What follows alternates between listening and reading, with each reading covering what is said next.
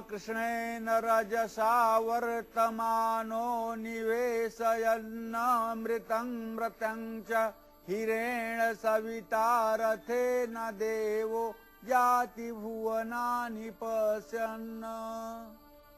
ओम आकृष्णेन रजसा वर्तमानो निवेशयन्नमृतं मृतं च हिरेण सविता रथेन देवो याति भुवनानि पश्यन्। यह सूर्य का वैदिक मंत्र है।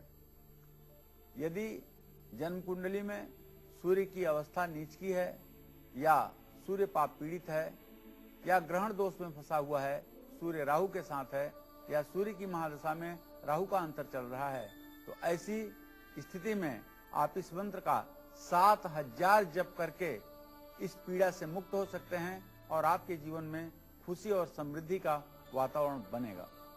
नमस्कार, आप देख रहे हैं काल चक्र। आपके साथ हूं मैं सुरति और मेरे साथ है प्रश्न कुंडली विशेषज्ञ पंडित सुरेश पांडे जी। पंडित जी, बहुत बहुत स्वागत है आपका। धन्यवाद। घर में झूठे बर्तन ना रखें, घर में बोनसाई प्लांट ना लगाएं।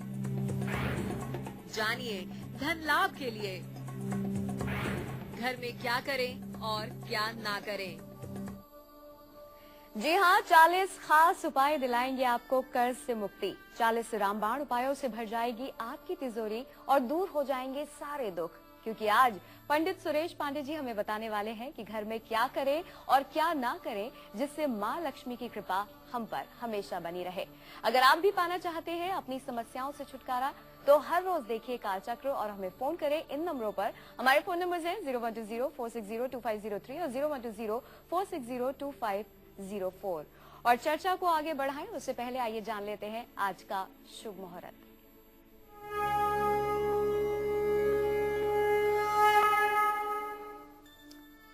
18 दिसंबर 2011 रविवार, पौष कृष्ण पक्ष की अष्टमी तिथि, दिन में 2:35 तक, उत्तरा फाल्गुनी नक्षत्र, शाम 6:26 तक, राहु काल सायंकाल 4:30 बजे से 6 बजे तक। आज कालाष्टमी है, रुक्मिणी अष्टमी है। आज के दिन रुक्मिणी, कृष्ण और प्रद्युम्न की पूजा करने का शास्त्र में विधान बताया गया है। आज अनाज बोने का, धान्य रोपण करने का शुभ मुहूर्त है। आज के दिन जो लोग धान्य बोते हैं उसमें निश्चित रूप से उत्तम पैदावार होती है, इसमें संदेह नहीं। माँ लक्ष्मी की कृपा हमें प्राप्त हो, इसके लिए कौन सी चीजों का ख्याल रखना बेहद जरूरी है, आइए जानते हैं पंडित जी से। बताइए पंडित जी। देखिए, हिरण्यवर्णाम हरणिम सुवर्ण रजतस्रजाम चंद्राम हिरणमयीम लक्ष्मीम जात वेदो मयावह।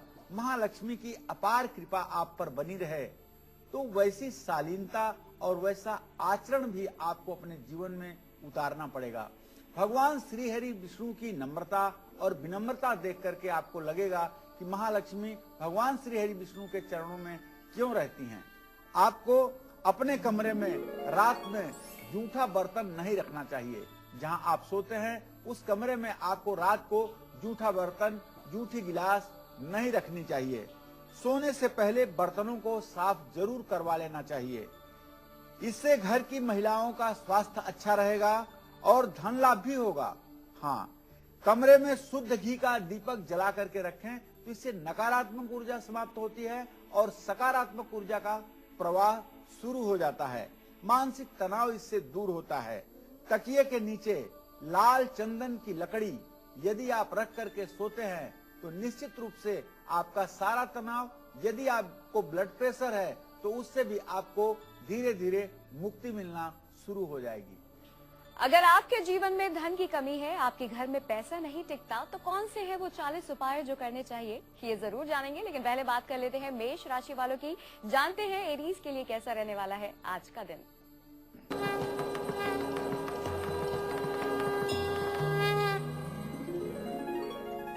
आज मेष राशि के जातकों का स्वास्थ्य उत्तम रहेगा।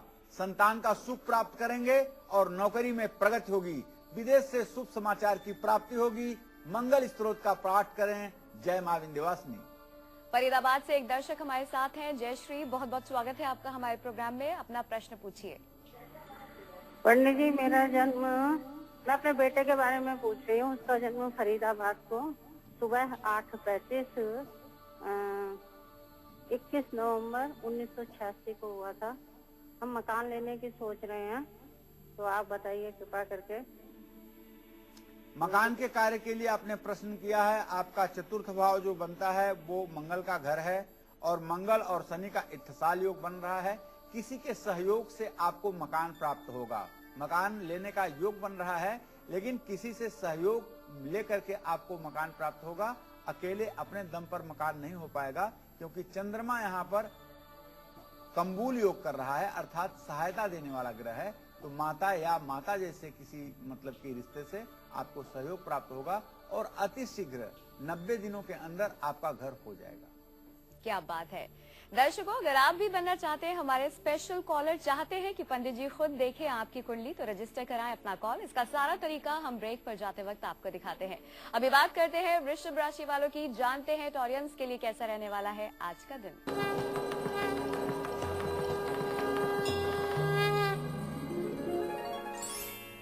आज वृष राशि के जातकों का स्वास्थ्य उत्तम रहेगा। पत्नी को कष्ट मिल सकता है और आलस्य बना रहेगा। दाम्पत्य जीवन कठिन होगा। राहु की उपासना करें। जय मां विंध्यवासिनी। एक दर्शक इस वक्त हमारे साथ जुड़ गई है, नीलम जी दिल्ली से। बहुत बहुत स्वागत है आपका हमारे प्रोग्राम में। अपना प्रश्न पूछिए। नमस्कार पंडित जी। हाँ, सदा सुखी रहे नीलम।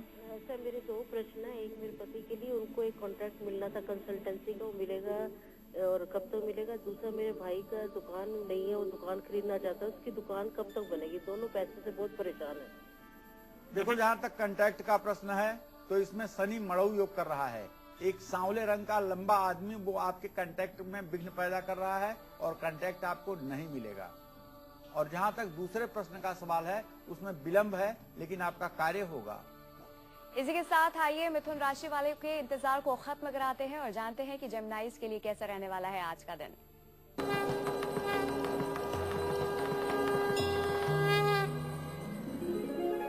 आज मिथुन राशि के जातकों का स्वास्थ्य उत्तम रहेगा। वाहन का सुख प्राप्त होगा और पराक्रम बढ़ेगा। बचत में थोड़ी सी कठिनाई महसूस होगी। ओम नमो भगवते वासुदेवाय का जप करें। जय मां विंध्यवासिनी। दिल्ली से एक दर्शक हमारे साथ है, गौरव जी। बहुत बहुत स्वागत है आपका हमारे प्रोग्राम में। अपना प्रश्न पूछिए। हेलो जी, अपना प्रश्न पूछिए। सर, मैम आप हमें सुन पा रहे हैं? आपने टीवी की वॉल्यूम कम कर दीजिए प्लीज। कम करिए। मैंने मैम ICW का एग्जाम दिया है, उसके बारे में पूछना है। गौरव जी, आपने परीक्षा दिया है, परीक्षा का आप परिणाम जानना चाहते हैं। मैं आपको बताना चाहूंगा कि पंचमेश बुध और लग्नेश शनि दोनों का द्वितीय द्वादश दृष्टि से इत्तिसाल हो रहा है। रिजल्ट आपको भी पता है। जो आपने प्रश्न किया है इसके आधार पर रिजल्ट सकारात्मक नहीं है। आपको चाहिए कि आप हनुमान जी की उपासना करें और फिर से एक बार परीक्षा दें। अगर आर्थिक स्थिति को आप मजबूत करना चाहते हैं, घर में फिजूल खर्ची हो रही है उसे रोकना चाहते हैं, तो वो कौन से उपाय हैं? आइए पंडित जी से जाने। पंडित जी, हमारे बहुत सारे दर्शक ऐसे होंगे जो घर में परेशान होंगे इस बात को लेकर कि बहुत फिजूल खर्ची होती है, तो कैसे इस समस्या को दूर किया जाए? कौन से वो खास उपाय आपसे जानना चाहेंगे? हिरण्यवर्णाम हरिणीम सुवर्ण रजतस्रजाम चंद्राम हिरणमयीम लक्ष्मीम जातवेदो मया वह तामया वह जातवेदो लक्ष्मी मनपगामिनीम यस्या हिरण्यम बिंदेयम गामस्व पुरुखानम। महालक्ष्मी की अत्यंत कृपा बनी रहे। महालक्ष्मी सदैव आपके ऊपर दयालु बनी रहे, सदैव उनके आप कृपा पात्र बने रहें। ऐसे में अपने आचरण में कुछ परिवर्तन की आवश्यकता है। जैसे सुबह शाम पूजा घर में घी का दीपक जलाइए और कपूर से आरती जरूर कीजिए। कर्पूर गौरम करुणावतारम संसार सारम भुजगेंद्रहारम। तो इस तरह से कपूर की आरती जरूर कीजिए। संध्या के समय न तो आप सोइए और न खाना खाइए। सायंकाल के समय ये दोनों चीजों की मनाही है। अगर आप सायंकाल सोएंगे तब भी आपके घर में दरिद्र आएगा, और अगर आप भोजन करते हैं तब भी दरिद्र आएगा। इन दोनों चीजों से बचने की आवश्यकता है। संध्या के समय हाथ मुंह आपको जरूर धोना चाहिए। सायंकाल आपको हाथ मुंह एक बार जरूर धोना चाहिए। घर और कार्यक्षेत्र में सुगंधित अगरबत्ती या धूप जलाना चाहिए, जिससे एक सुगंधित वातावरण पैदा हो। नया घर अगर बनाने जा रहे हैं आप, तो आपको बताना चाहूंगा काला ग्रेनाइट भूल करके भी न लगाइएगा। आजकल बहुत लोग अज्ञानतावश अपने रसोई में काला ग्रेनाइट लगा लेते हैं। ये एकदम गलत है। काला ग्रेनाइट यदि आप मंगल के स्थान पर लगाते हैं तो निश्चित रूप से आपकी रसोई परेशानी में चलेगी, वहां कोई टिकेगा नहीं और जो महिलाएं काम करेंगी उनका स्वास्थ्य खराब रहेगा। इसलिए काले ग्रेनाइट से आपको परहेज करना चाहिए। धन के अभाव के कारण मान सम्मान न मिलता हो या दिया हुआ पैसा वापस न मिल रहा हो तो कौन सी खास बातें हैं जिनका हमें ख्याल रखना चाहिए? आइए जानते हैं पंडित जी से। पंडित जी, ऐसे में हमें क्या करना चाहिए?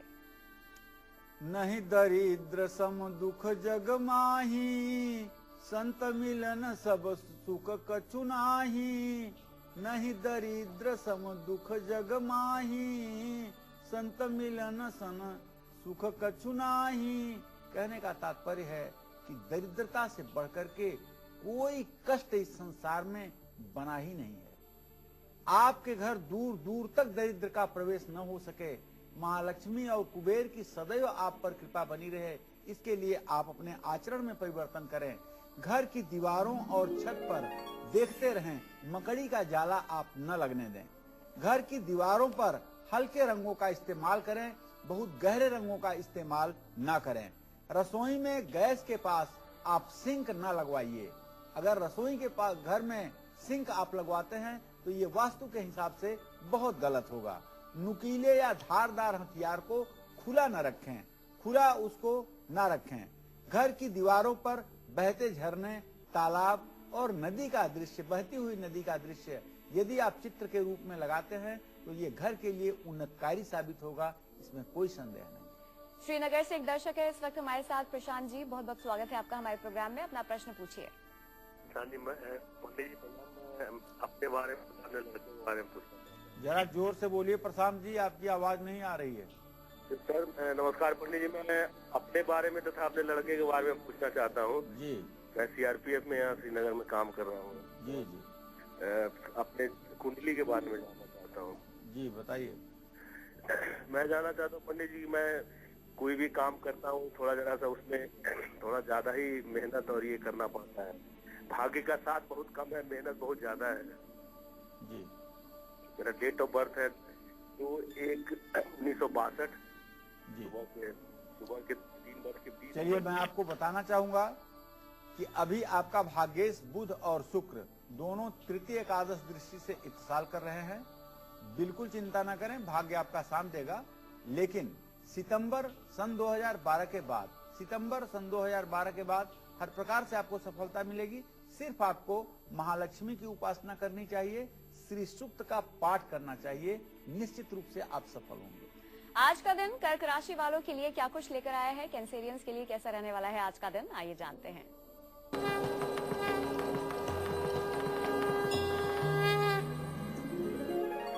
आज कर्क राशि के जातकों का धन खर्च बढ़ेगा, संतान को कष्ट मिलेगा और मानसिक परेशानी का सामना करना पड़ेगा। दुर्घटना की भी संभावना बनी रहेगी। ओम नमः शिवाय का जप करें और एक बेलपत्र अपने पास रखें। जय मां विंध्यवासिनी। आइए अब जानते हैं सिंह राशि वालों के लिए यानी कि लियोस के लिए कैसा रहने वाला है आज का दिन।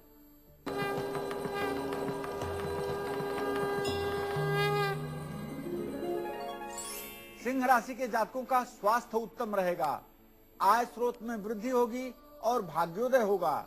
दाम्पत्य जीवन सुखी रहेगा। ओम घृणी सूर्याय नमः का जप करें। जय मां विंध्यवासिनी। और अब बात कर लेते हैं कन्या राशि वालों की। वर्गोंस के लिए कैसा रहने वाला है आज का दिन? आइए जानते हैं।